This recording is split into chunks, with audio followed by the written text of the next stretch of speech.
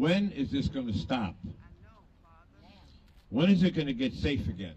Think of her. Think of that baby's face.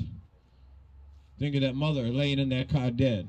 And I pray you don't sleep until you talk and tell what you know. We thought we knew the full story of what happened on South May Street that cold Tuesday afternoon in February 2026. We thought Gabryel Ayres was simply in the wrong place at the wrong time. We thought she was just a passenger, an innocent mother caught in the crossfire of someone else's war. But the more this case gets talked about, the more details start to surface. And some of those details are changing everything we thought we knew about why Gabby died that day. Because here's the thing. There are now people saying that Gabryel Ayres was not just an innocent bystander. There are people saying that her own social media activity, specifically posts she made on Facebook, may have played a direct role in putting a target on her back. And if that is true, then this story just got a whole lot more complicated. Before we get into all of that, if you are new here and this is the first time you're hearing about Gabryel Ayres, do me a favor right now. Hit that subscribe button. Click the bell icon so you never miss when we cover stories like this. Here at Shadow Crime, we do not just skim the surface. We dig deep, we ask the hard questions, and we make sure these victims are never forgotten. Now let's get into it. Gabryel Ayres was a 26-year-old hairstylist living on Chicago's South Side. She was a young woman who worked with her hands, who built relationships through her craft, who sat people down in her chair and made them feel good about themselves. That is the kind of work that requires personality, warmth, and connection. And by all accounts, Gabby had all of that. She was also a mother. Her baby daughter was less than a year old, still in that stage where everything is new and every moment is a first. And on that Tuesday afternoon, Gabby had her baby with her, strapped into her car seat in the back of a white sedan.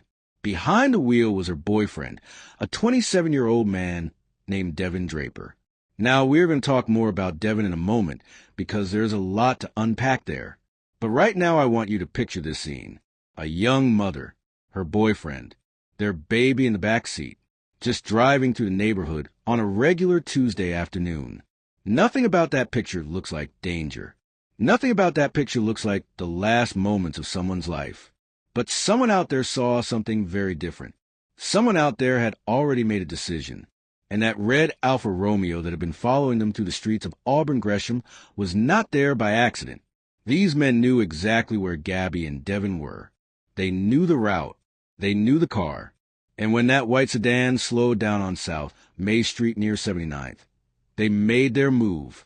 Outside, where just 2 days ago, a gunman killed a woman as she sat in a car. Mayor Johnson appeared with the police department. Asal Razai has more on the victim and two separate rewards now being offered. Asal. The community here coming together today, hoping for justice, asking for anyone with any information to come forward. The Cook County Crime Stoppers and St. Sabina Church now together offering a $20,000 reward for any information that leads to an arrest in this case. Please just continue to support us as we support you. A prayer vigil beginning with a symbolic moment of solidarity from 6th District Chicago police officers. We're here for you. We're out here. Their commander, followed by faith leaders and elected officials, including Mayor Brandon Johnson, talked about bringing justice and change to the South Side. Look, this tragedy continues to tear at the thread of the soul of Chicago. There's tragedies like this that remind us of how much more work that we have to do. Help us, O Lord. The prayer vigil on the corner of May Street and 79th, just steps away from where 26-year-old Gabryel Ayres was killed in broad daylight Wednesday afternoon. The people that pulled out automatic weapons on this very land that we stand on ran up broad daylight and murdered Gabryel are monsters to me. You can see the shooting unfold in this video shared on social media. It shows at least 3 people run up to a car, fire off at least 24 shots before getting away in a red car. A 27-year-old man was hurt. Police found a baby unharmed in the back seat. The shooting happened just steps away from St. Sabina Church. When is this going to stop? When is it going to get safe again? Think of her. Think of that baby's face. Think of that mother laying in that car dead. And I pray you don't sleep until you talk and tell what you know. We're told that baby is okay and is being cared for by Gabryel's mother right now. Anyone with any information is asked to contact Chicago police. We also have the hotline number for Crime Stoppers on our website right now. Reporting on the South Side, I'm Alfa Romeo, CBS News Chicago. Four masked men jumped out of that red Alfa Romeo dressed in dark clothing and armed with what appear to be automatic weapons. And they didn't hesitate. They opened fire in broad daylight in a residential neighborhood, on a street where people live and walk and go about their daily lives. Over 50 shots. Some people who were there that day said it sounded like a war zone. Shell casings covered the ground. The white sedan was riddled with bullets. It crashed into a nearby GMC van after the impact of the gunfire. And then, as if 50 shots weren't enough, the gunmen ran back to their car, pulled up alongside the sedan one more time, and fired even more rounds into it before speeding off. Now here is something I need you to sit with for a second. After everything was done, after the smoke cleared and the screaming started and the neighbors came running out, someone approached that car and saw a baby in the back seat, still in her car seat, physically unharmed, crying, holding a lollipop. That image alone should stop all of us in our tracks. Gabryel was pulled from the passenger seat and rushed to Little Company of Mary Hospital. Devin Draper, the driver, was shot twice, once in the arm and once in the buttocks. He survived and was taken to Advocate Christ Medical Center in Oak Lawn. But Gabby didn't make it. She died from her injuries at the hospital, leaving behind that baby girl who will now grow up asking questions that no one has good answers to. And now, let's talk about what the streets are saying, because this is where the story takes a very different turn.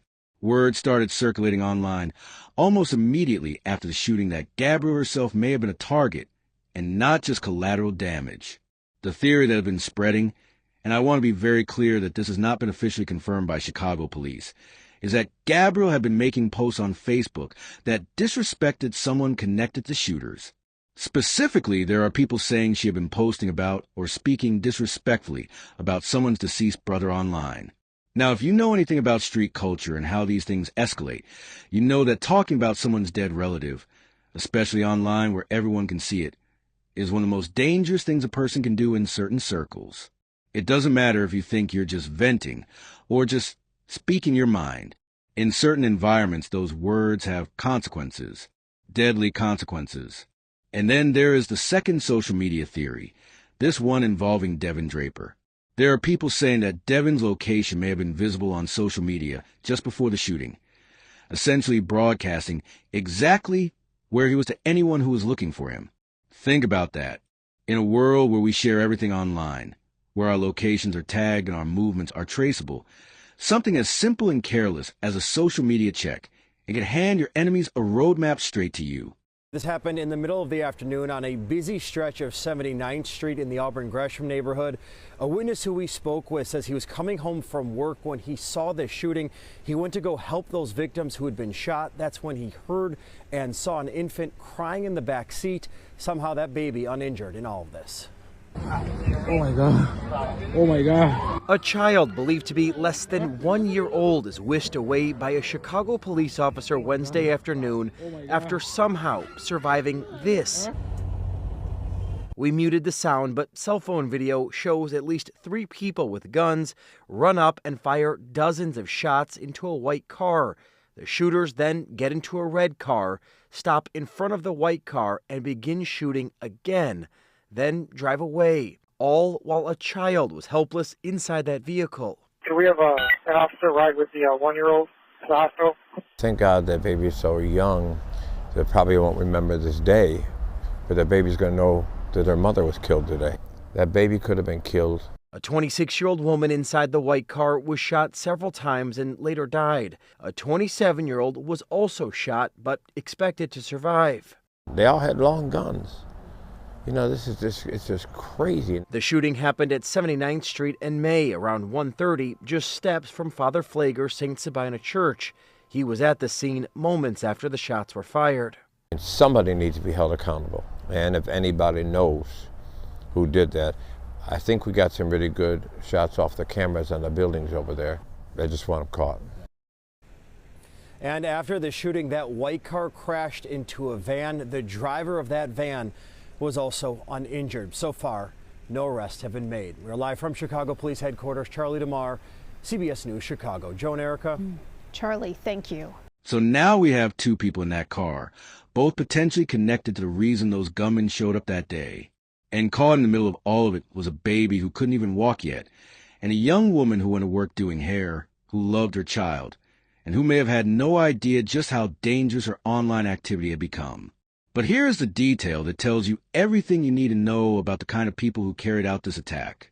After the shooting, investigators found the red Alfa Romeo, the getaway car, torched and abandoned, burned to the ground. Now I need you to understand what that means. You don't burn a car on impulse. You don't torch a vehicle in a panic. That is a calculated, deliberate move to destroy every single piece of forensic evidence inside that car. Fingerprints, DNA, shell casings. Anything that could connect those four masked men to the murder of Gabryel Ayres was gone up in flames. These were not people who acted recklessly and then panicked afterward. These were people who had a plan from beginning to end. And the community felt all of that. Father Michael Flegger of St. Sabina Church, whose parish sits just blocks from where Gabby was killed, stood up and said something that I think deserves to be repeated. He said, "Talk about it like that mother is your sister or your mother. Think about that baby that is going to grow up with no mother. That ought to prick your conscience to do something. And if it doesn't, then you are a frightening, scary human being and should be locked up." Those are strong words. But when you look at everything that happened that afternoon, are they wrong? Mayor Brandon Johnson showed up. Alderman David Moore showed up. Illinois State Senator Willie Preston stood at that intersection and called the shooters monsters. He said, "The people that pulled out automatic weapons on this very land that we stand on, ran up broad daylight and murdered Gabryel, are monsters to me." And he is not wrong either. But here is what none of those speeches can change. As of right now, nobody has been arrested. Those four masked men are still out there. The getaway car is ash. The total reward is now $20,000, $10,000 from Cook County Crime Stoppers, and another $10,000 personally put up by Father Flegger himself. And still silence. So now I want you to really think about some things with me, because this case raises questions that go far beyond one shooting on one afternoon in Chicago. If the Facebook post theory is true, what does that say about how we use social media? Are we aware enough of how our words online can follow us into the real world? Are we thinking about who is watching, who is reading, who is taking what we say personally enough to act on it? And what about Devin Draper? He survived. He went home. He gets to watch that little girl grow up. Does he carry the weight of what happened to Gabby? Does he ask himself whether his choices, his enemies, his online footprint contributed to putting the mother of his child in the line of fire? And that little girl, she is going to grow up one day, and she is going to find this story. She is going to read about that afternoon. She is going to see the videos that bystanders recorded. She is going to have to process the fact that her mother died right in front of her before she was even old enough to remember it. What do we owe her? What does justice look like for a child who lost everything before she even had the chance to know what she had? If this case is sitting with you the way it is sitting with me, please do not scroll past this. If you know anything at all, about who is responsible for the murder of Gabryel Ayres, contact Chicago Police or reach out to Crime Stoppers anonymously at 1-800-535-STOP. $20,000 is waiting for whoever steps forward with the right information.